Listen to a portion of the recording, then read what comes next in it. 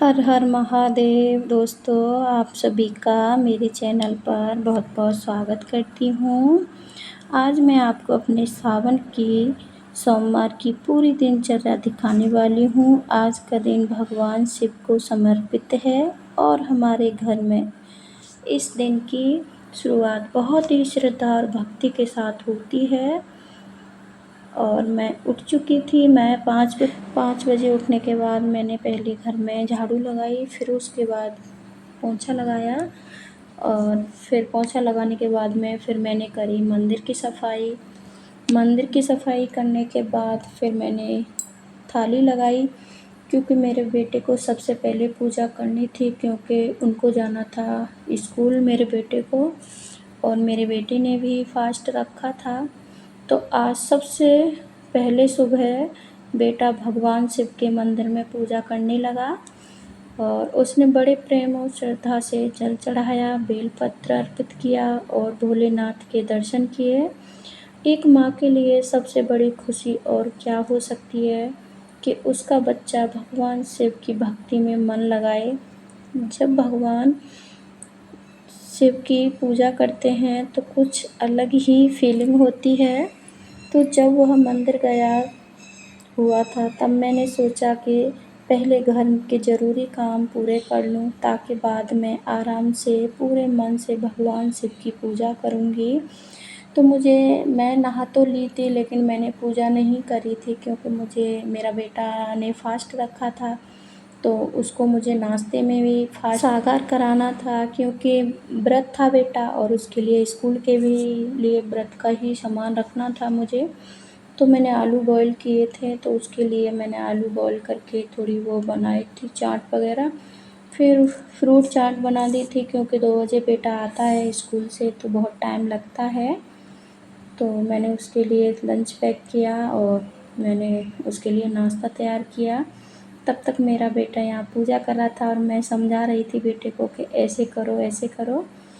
तो मेरा बेटा कर रहा था। तो अगर कोई गलती भी होती है बच्चे से तो भोलेनाथ सभी को माफ़ करते हैं, उनका तो दिल ही इतना कोमल है। तो बहुत अच्छा लगता है जब अगर बेटा या बेटी पूजा करे घर में, अच्छा फील होता है। बच्चे भी सीखते हैं कि हम पूजा करना भी कितना ज़रूरी है, क्या है। तो ये भी सब हम ही को बताना पड़ता है। और यहाँ मेरे बेटे पूजा करने लगा और यहाँ पे कभी माचिस को जला रहा तो नहीं जल पा रही, तो ऐसे करके वो पूजा कर रहा था और मैं यहाँ बैठी थी, क्योंकि मुझे बताना था बेटे को कि ऐसे करो बेटा ऐसे करो, तो इसलिए। तो आप भी बताना किस किस ने फास्ट रखा है। मैंने और मेरे बेटे ने और हस्बैंड ने, हम तीनों ने व्रत रखा था और मेरी बेटी तो साथ में थी। अगर उसको हम रोटी देंगे तो रोटी खाएगी, फास्ट वाला देंगे तो वो फास्ट करेगी। तो मेरी बेटी भी व्रत थी, यही सोचो। तो हमारा चारों का व्रत था और बेटे ने घर की मंदिर में भी पूजा करी और यहाँ तैयार होके चलने लगा स्कूल। मुझे बहुत अच्छा लगा कि मेरा बेटा स्कूल जा रहा है और पूजा करके मन को शांति मिली। तो बेटा चला गया स्कूल। फिर सबसे पहले रसोई में काम शुरू किया। गैस और किचन की सफाई की, बर्तन अपनी जगह पर रखे और पूरे घर किचन में व्यवस्थित किया। उसके बाद मैंने पूरे घर को झाड़ू पोंछा तो पहले कर ही दिया। सावन का महीना है, घर को साफ सुथरा ना रखें ऐसा तो हो ही नहीं सकता। मेरा हमेशा मानना है कि हर जगह स्वच्छता होती है, वहाँ सकारात्मक ऊर्जा भी रहती है। उसके बाद घर की हर छोटी बड़ी चीज़ ठीक की। फिर मेरी बेटी उठ गई, फिर उसको मैंने दूध वगैरह दिया। उसके बाद रसोई में परिवार के लिए नाश्ता और खाने की तैयारी शुरू कर दी। आटा गूँधा, सब्जी बनाई और जो भी ज़रूरी काम थे उन्हें पूरा किया। एक गृहिणी की ज़िंदगी में आराम कम और जिम्मेदारी ज़्यादा होती है, लेकिन जब मन में भगवान का नाम हो तो हर काम आसान लगने लगता है। घर के काम करते करते भी मेरा मन में लगातार ओम नमः शिवाय का जाप चलता रहा। जब घर में सारे ज़रूरी काम थे पूरे हो गए, तब मैंने स्नान किया दोबारा से, क्योंकि दोबारा से मुझे लग रहा था कि दोबारा स्नान करना चाहिए, फिर मैं पूजा करूँगी। और पूजा के लिए तैयार हुई। मैंने साफ कपड़े पहने और पूजा की थाली दोबारा से सजाई और जल, बेलपत्र, चंदन, अक्षत्र, दीपक और प्रसाद रखा। फिर मैं अपने मंदिर में पहुँची। सबसे पहले दीपक जलाया और भगवान शिव का ध्यान किया। मैंने शिवलिंग पर जल अर्पित किया, बेलपत्र और फूल चढ़ाए। पूजा करते समय मैं बार-बार यही प्रार्थना कर रही थी, हे भोलेनाथ, हमारे परिवार पर अपनी कृपा बनाए रखिए, हमको स्वस्थ रखिए, सुख शांति दीजिए और हर घर में खुशियाँ भर दीजिए। उस समय मन को जो शांति मिली है, उसे शब्दों में बताना कठिन है। तो यहाँ मैं घर के मंदिर में पूजा कर रही हूँ और साइड में मेरी बेटी खड़ी है, वो सामने नहीं आई कैमरे के। और यहाँ पे मैंने करी थी अपने भोलेनाथ की स्थापना यहाँ पे। तो मैं मंदिर नहीं जा पाती हूँ क्योंकि बहुत दूर मंदिर पड़ता है, इसलिए बेटी अभी छोटी है, उसको अकेले छोड़ नहीं सकती हूँ और साथ उसको ले जा नहीं सकती हूँ क्योंकि वो चल नहीं सकती है इतनी दूर पैदल।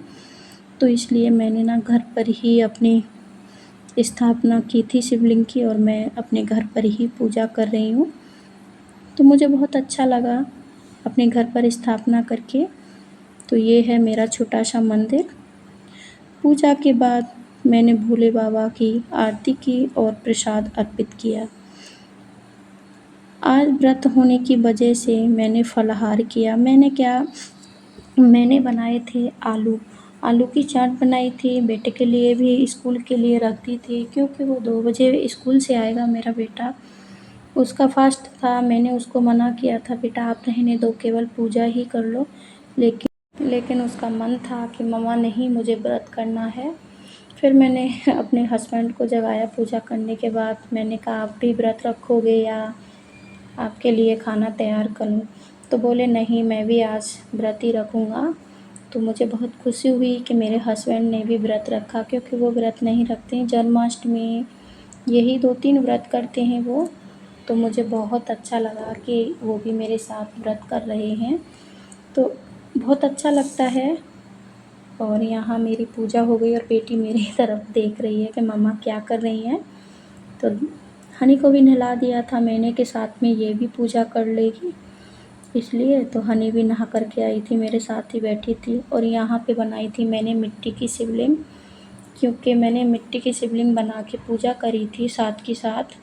और इनको थोड़ी देर बाद 10-15 मिनट बाद विसर्जन भी करना होता है, क्योंकि जो भी अपनी मन्नत होती है वो मन्नत हम कर सकते हैं शिवलिंग बनाएंगे तब।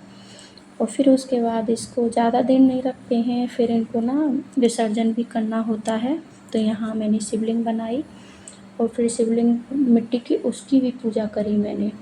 वैसी ही शिवलिंग की करने के बाद फिर मैंने मिट्टी की शिवलिंग बनाई, उसकी भी पूजा करी। तो आप भी, जो भी आपकी मनोकामना हो, तो आप ना अपनी एक जगह पे मिट्टी रख लेना और उसकी शिवलिंग बना करके और पूजा करना। यहाँ मेरी माचिस ख़त्म हो गई थी तो बेटी मेरी माचिस लेकर आई भाग करके।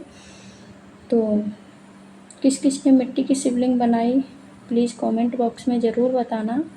मैंने तो यहाँ मिट्टी की शिवलिंग बना करके भी पूजा की है और असली शिवलिंग की भी पूजा की है। देखो ये है मेरा मंदिर, छोटा सा शिवलिंग की स्थापना इसमें हुई है। तो किस किस को पसंद आई है मेरी ये शिवलिंग प्लीज़ कमेंट बॉक्स में ज़रूर बताना। यहाँ मेरी तुलसी है और यहाँ ये है मेरी मिट्टी की शिवलिंग। क्योंकि ज़्यादा कुछ नहीं बनाना है, छोटी सी बस उनकी मूर्ति बनानी है। फिर पूजा, थोड़ी देर आराम किया, फिर शाम का टाइम हो गया 5 बजे। फिर मैं अपने खाने की तैयारी करने लगी और मैंने बनाए आलू के पराठे भूख के लिए भी, क्योंकि लहसुन प्याज नहीं डाला था। और देखो मेरा बेटा कैसी मस्ती कर रहा है, वो रही मेरी बेटी, दोनों मिलकर मस्ती कर रहे हैं।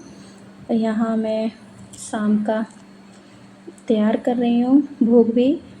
और क्योंकि बोलते हैं कि मतलब दिन छिपने से पहले ही अपना व्रत तोड़ लेना चाहिए, तो इसलिए मैंने यहाँ पे जल्दी 6 साढ़े 6 का टाइम हो रहा होगा और मैंने यहाँ आलू के पराठे बनाए।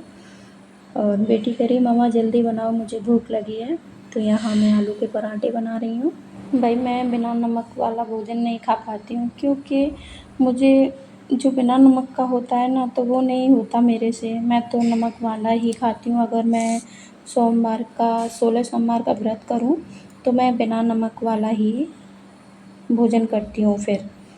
तो यहाँ मेरा बेटा इधर उधर घूम रहा है कि मम्मा जल्दी से थाली लगाओ, तो मैं भोग लगा के आता हूँ, क्योंकि फिर इसको ट्यूशन जाना होता है।